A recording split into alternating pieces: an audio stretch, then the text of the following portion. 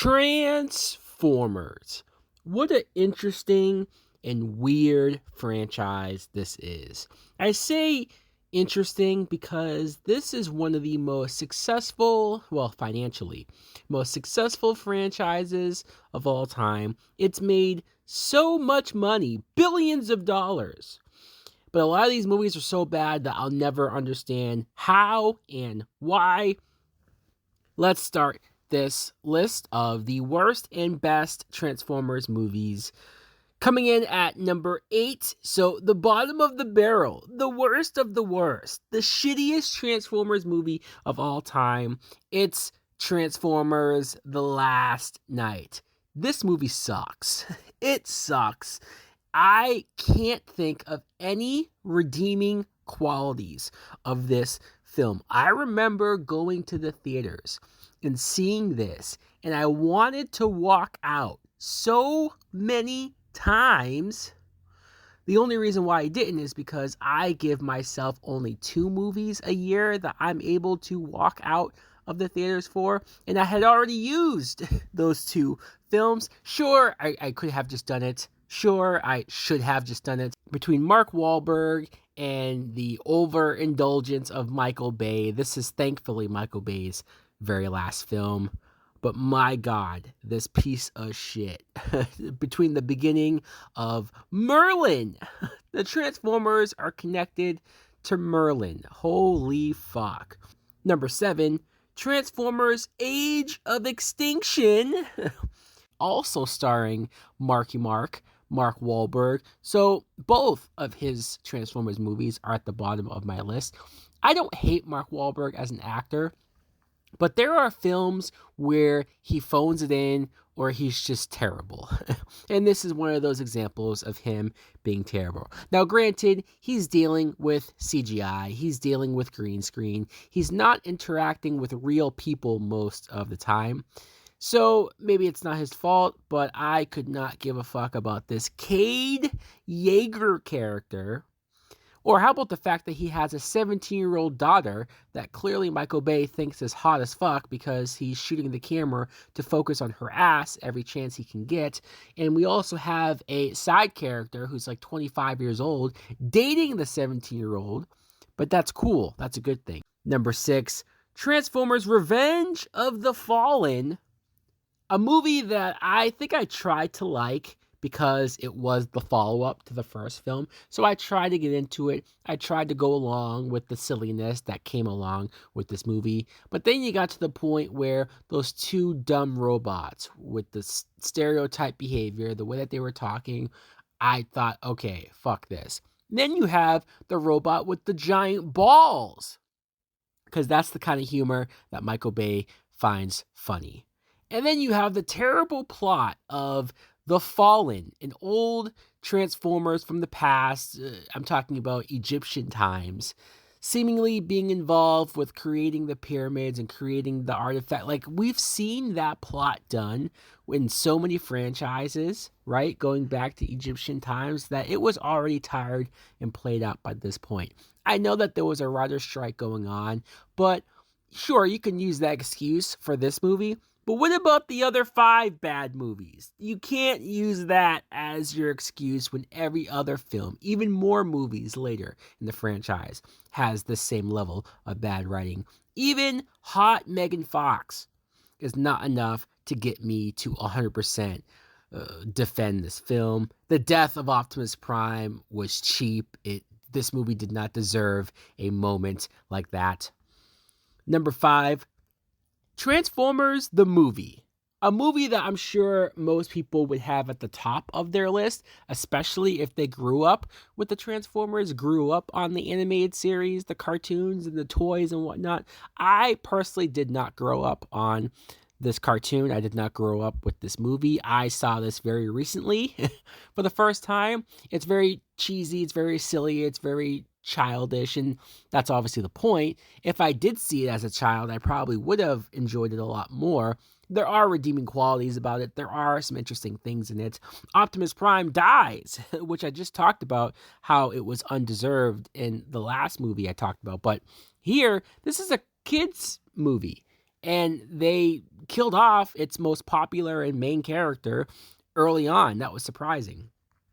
Number 4, Transformers Dark of the Moon, a movie that I think I disliked more the first time I saw it. I had a lot of issues with Megan Fox being fired from the franchise. I was a teenager at the time, so I was very much into Megan Fox. I was very upset not seeing her in this movie. But I'm talking about the setup of the story with Shia LaBeouf being very jealous and paranoid about his brand new girlfriend because she works at the job and her boss is Patrick Dempsey, and of course he's good looking, so he's worried about that. Shia LaBeouf also worrying about how he's just a loser. He's a guy that's helped save the world a bunch of times but hasn't really done anything with his life.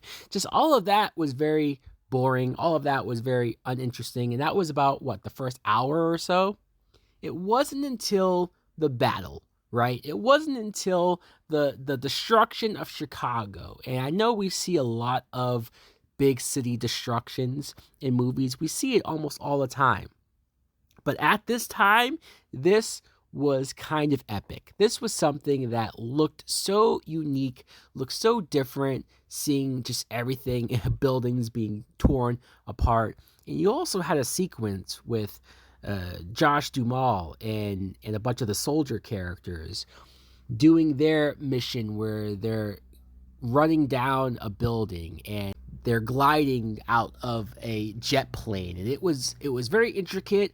It was well choreographed, and it's something that I still remember, especially when I rewatched it. Number 3, Rise of the Beast.